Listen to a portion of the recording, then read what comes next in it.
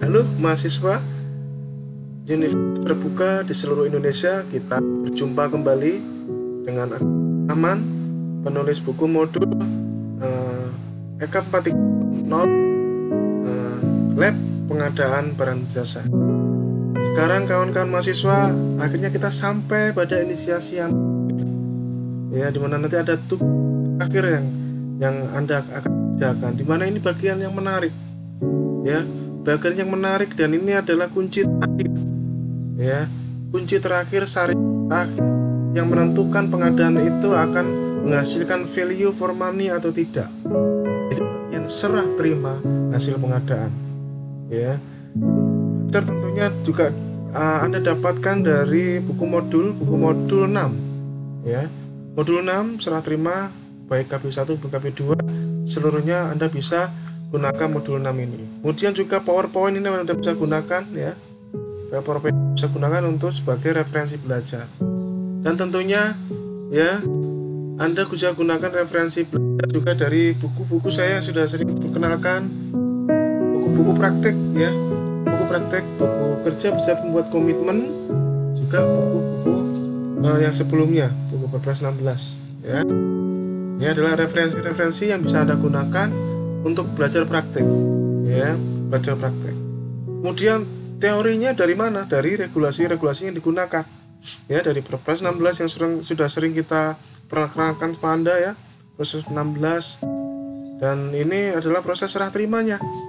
Serah terima itu secara detail diatur di sini nih, di peraturan EKPP 9 bagian yang terakhir nih, serah terima.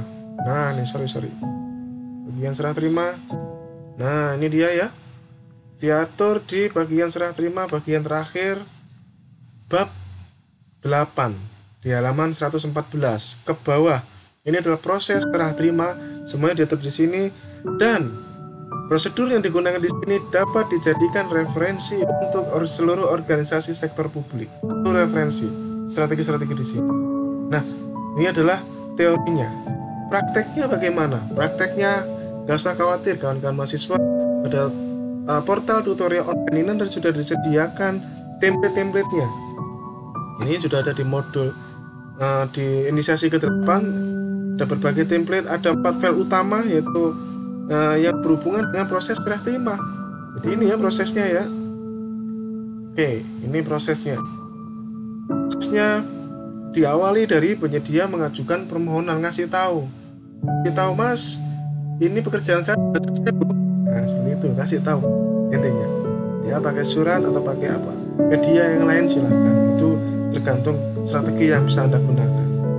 Kasih tahu. Kemudian tim dari PPK melakukan pemeriksaan, di mana di sini yang melakukan pemeriksaan bukan lagi PPHP, PJPHP, tapi oleh PPK sendiri beserta timnya. Dan disarankan yang memeriksa adalah orang yang memiliki kompetensi, orang yang memiliki keahlian di bidang barang atau jasa yang sedang diadakan, dikontrakkan tersebut. Orang memiliki kompetensi sehingga dia bisa menentukan ini barang sesuai dengan spesifikasi yang ditandatangani pada kontrak di awal atau tidak. Termasuk juga jasanya, menilai apakah pekerjaan jasanya sudah sesuai outputnya atau tidak. Nah itu dilakukan oleh tim. Jadi dokumennya pertama adalah berita acara penyelesaian pekerjaan, BAPP. Berita acara penyelesaian pekerjaan yang tanda tangan timnya PPK dan penyedia. BAPP, di mana BAPP ini dilambari dengan BAHP, berita acara hasil pemeriksaan. Yang tanda tangannya adalah tim pemeriksa dan penyedia. Jadi ini kalau ini bacanya dibalik dari bawah ke atas. Ini dulu dikerjakan BAHP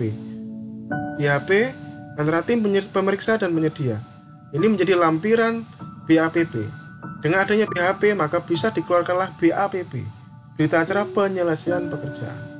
BAPP bisa dikeluarkan setiap termin 1, termin 2, dan seterusnya. Manakala itu sudah dilakukan pelunasan atau termin terakhir, maka namanya sudah lagi bukan BAPP, namanya berubah menjadi BAST, berita acara serah terima. Jadi itulah perbedaan BAPP dan BAST. BAPP untuk penyelesaian pekerjaan yang masih dalam proses termin 1, termin 2, kalau konstruksi terminnya banyak, pengadaan barang, apalagi pengadaan yang kompleks pun juga ya seperti itu bisa namanya BAPP. Tapi begitu bagian terakhir pelunasan ya atau kontraknya itu langsung BAST serah terima antara PPK dan penyedia. Nah setelah ini semua barulah dokumen terakhirnya adalah BAHPA ya. BAHPA ini ada memastikan bahwa dokumen itu lengkap berdasarkan standar daftar isi yang kemarin-kemarin sudah diperkenalkan. Standar daftar pastikan itu lengkap. Nah ini lampirannya adalah dokumen depannya adalah BAHP. Oke, seperti itu. Jadi pertama ini ada template-nya. Pertama ini adalah contoh ya, Anda bisa modifikasi sekali lagi hanya contoh ya, hanya contoh. Berita acara hasil pemeriksaan ini pertama dulu ya, antara tim pemeriksa ya, tim pemeriksa PPK bisa 1 orang 2 orang bebas. Hanya saja disarankan sekali lagi adalah yang periksa adalah ahlinya ya, ahli bisa tentukan tim ya, kemudian dengan konsideran seperti ini, kemudian daftaran seperti ini dan tanda tangan. Oke, ya seperti ini daftarnya, dokumen kontrak dan seterusnya, prestasi pekerjaan dan seterusnya. Ini Anda bisa modifikasi ya. Kalau sudah keluar berita acara hasil pemeriksaan, maka ini menjadi lampiran dokumen lanjutannya BAPP yang tadi saya bilang ya. Kecuali kalau dia sekaligus maka langsung BAST. Tapi kalau masih termin ya, saya ulangi, begitu ada BAHP yang pertama ini, kalau pengadaannya, kontraknya, bayarnya sekaligus, BAST. Tapi kalau termin, ya rata-rata kalau pengadaan pemerintah itu, saya lihat rata-rata termin. Jarang yang langsung itu biasanya kalau yang SPK ya langsung kita pakai termin. Tapi kalau yang tender ya, yang masalah perjanjian rata-rata lah termin. Nah itu BAPP yang digunakan. Nah ini BAPP ini dilampiri dengan BAP tadi ya. Nah manakala itu sudah sampai ke termin yang terakhir atau pelunasan, berubahlah menjadi BAST. Ini pengunci terakhirnya ya, yang dilampiri dengan BAHP dan BAPP tadi, lampiran-lampirannya ya, dari sejarahnya, historinya dari termin 2 dan seterusnya terakhir sampai BAST. Nah seperti itu ya, ini contoh. Anda bisa modifikasi sendiri ya. Jadi menyatakan pihak pertama berpendapat bahwa setelah diadakan pemeriksaan hasil pekerjaan pengadaan dengan kontrak atau SPK tersebut di atas telah diselesaikan 100% atau belum 100% ya. Kalau belum 100% ya jangan BAST ya, tunggu masih BAPP. Oke. Dan diterima dengan baik dalam keadaan baru dan lengkap sesuai dengan spesifikasi yang ditentukan. Maka pihak kedua berhak menerima pembayaran 100%. Nah ini bisa menggunakan dasar PMK 190 yang tentang perbendaharaan. Oke, ini BAST ya. Setelah BAST kemudian dilakukanlah pembayaran ya, bisa menggunakan referensi yang di sini, ini prosedurnya ini ya. Prosedurnya pemeriksaan seperti ini nih. Kerjaan selesai 100%, terus pengajuan kepada PPK untuk serah terima, pemeriksaan hasil pekerjaan PPK dilanjutkan dengan keluarkannya BAHP dari BAP ya. BAST serah terima kepada PAKPA oleh PPK. Begitu sudah BAST maka PPK menyerahkan itu kepada PAKPA, melaporkan Pak barang jasanya sudah selesai ini ya. Nah kalau sudah selesai maka PAKPA memerintahkan untuk memeriksa administratifnya ya melalui atau PPHP ya, untuk memastikan standar daftar isi. Kita cek kembali ya standar daftar isi ya. Oke, kita pakai standar daftar isi nomor 2 kita pemilihan yang kontrak. Nah seperti ini standar daftar isi. Oke, kita lihat standar daftar isi ya yang modul. Nah ini dia ya standar daftar isi yang kontrak. Nah ini ya lengkap di checklist dari bawah, kecuali bagian-bagian yang seperti ini. Jika ada berarti tidak harus ada. Jika ada berarti tidak harus ada. Tapi kalau tidak ada nggak ada tulisan jika ada berarti mestinya itu ada. Seperti addendum kan nggak mesti ada. Nah seperti itu. Pastikan lengkap Maka kalau lengkap, maka dokumen itu dinyatakan siap audit. Ya, ini adalah dokumen-dokumennya. Ya. Oke, seperti itu kawan-kawan mahasiswa. Ini kemudian juga tidak kalah pentingnya ini ya, dokumen itu yang dilengkapi dengan ini dokumen monitoring visual. Tadi kita ceritakan inisiasi ke-7, kompilasi video. Kita kumpulkan, pastikan hasil kumpulan foto dan video selama masa kontrak dapat dikompilasi. Jadi kompilasilah video-video selama masa pelaksanaan kontrak, ditempel jadi dalam satu jilitan dokumen kontrak atau dalam satu. Maka cakep banget Pak, cakep banget, dan bisa dikatakan siap audit. Itu akuntan ya, audit akan sangat mudah untuk meriksanya dan akan menambah keteryakinan auditor, ya, ya tinggal memeriksa volume dengan fisik yang nyata, dengan video itu sudah biasanya sudah percaya, sudah ya, tidak perlu, bahkan seringkali malah tidak perlu dikunjungin tempatnya ke lapangan, udah ada videonya. Ya, video sulit kita berbohong video kawan-kawan, sulit ya. Kalau sampai ngedit kok ya hanya ya, saya kira tidak akan seperti itu. Ya, saya akan lebih fair, tidak bisa, sulit akan dilakukan modifikasi apa adanya. Itu yang melakukan pengendaliannya adalah PM. Ya, jadi intinya kompilasi video pasti ini penting, dan juga pastikan spesifikasi kinerja sudah terpenuhi. Ya, saya ingat di inisiasi sebelumnya bahwa spesifikasi kinerja adalah syarat pembayaran. Syarat pembayaran, kita ingatkan lagi ya, spesifikasi kinerja ini adalah merupakan syarat pembayaran.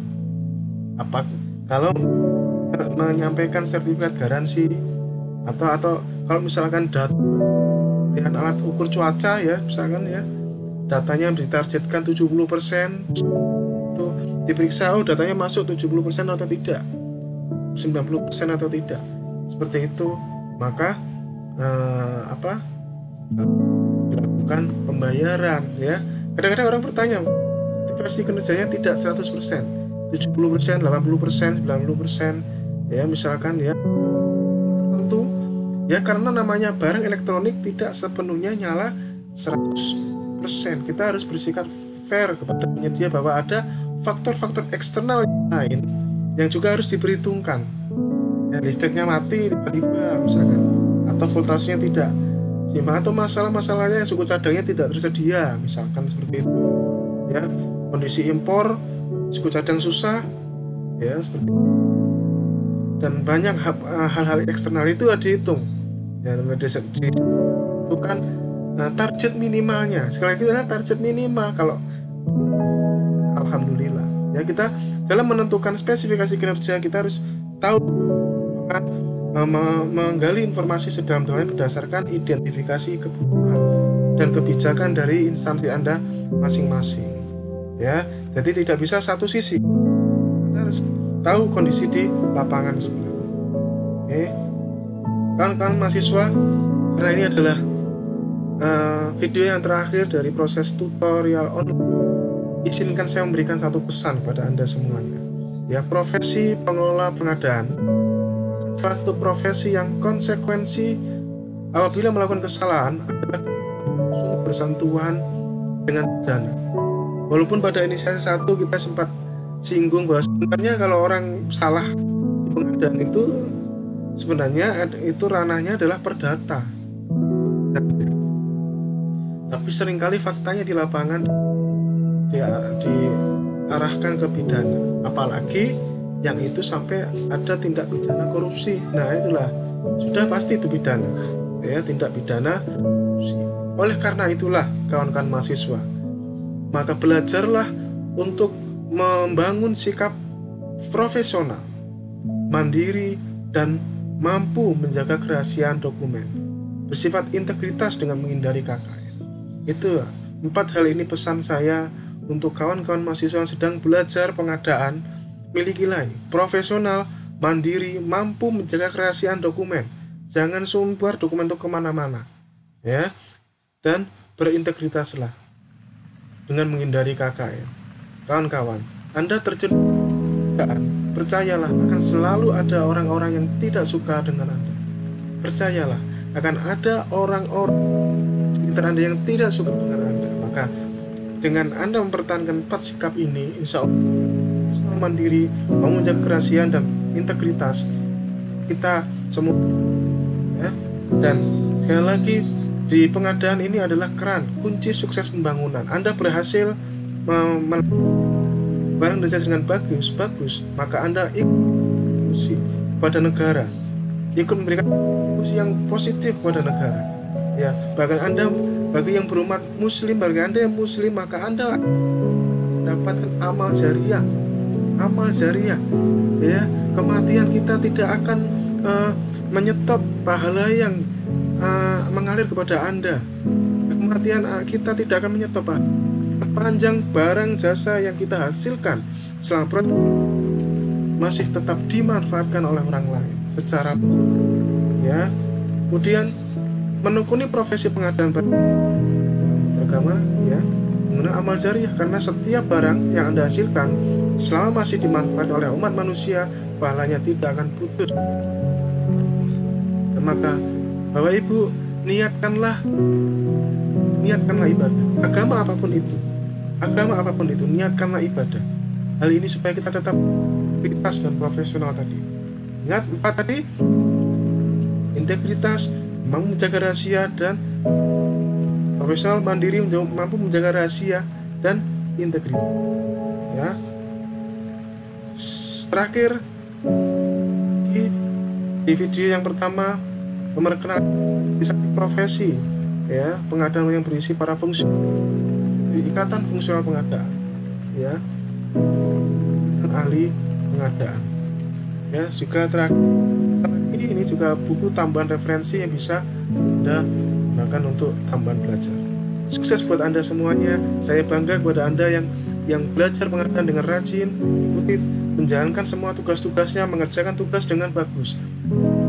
Kita rancang sedemikian rupa sehingga Anda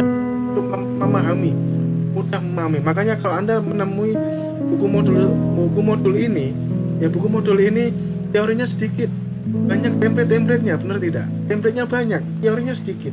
Mohon maaf, kita sengaja rancang seperti itu ya, dengan Anda belajar terus melaksanakan praktik-praktik dengan sudah disiapkan. Harapan kami mudahkan Anda merasakan soul dan barang jasa ya, bagaimana membuat strategi pengadaan itu menghasilkan tujuan pengadaan sesuai dengan yang pertama, yaitu value for money ya, tepat penyedia ya, tepat waktu, tepat lokasi, tepat kuantitas, dan seterusnya. Sukses buat Anda semuanya. Kita selanjutnya akan terus mengawal lab ini. Silahkan Anda untuk para tutor seluruh Indonesia, Anda bisa konsultasi dengan saya seperti ini. Juga untuk mahasiswa, silakan kita akan siap bantu. Kalau saya tidak bisa, nanti bisa kawan-kawan dari Ikatan Fungsional Pengadaan, juga dari IAPI akan membantu Anda semua, karena kita semangat untuk memasukkan mata kuliah pengadaan ini untuk ke dunia pendidikan tinggi, supaya Anda mahasiswa tahu, oh pengadaan barang dan jasa itu seperti ini ya, pengadaan itu seperti ini, supaya Anda tahu soul-nya, Anda merasa buahnya, rasanya itu Anda merasakan dengan praktik-praktik ini. Saya akan bantu terus, tidak mudah. Dan kawan-kawan mahasiswa, jangan takut melakukan kesalahan-kesalahan pengadaan selama tidak ada keserakahan ya. Jangan takut melakukan kesalahan. Akan terjadi kesalahan-kesalahan, itu wajar selama tidak ada keserakahan ya.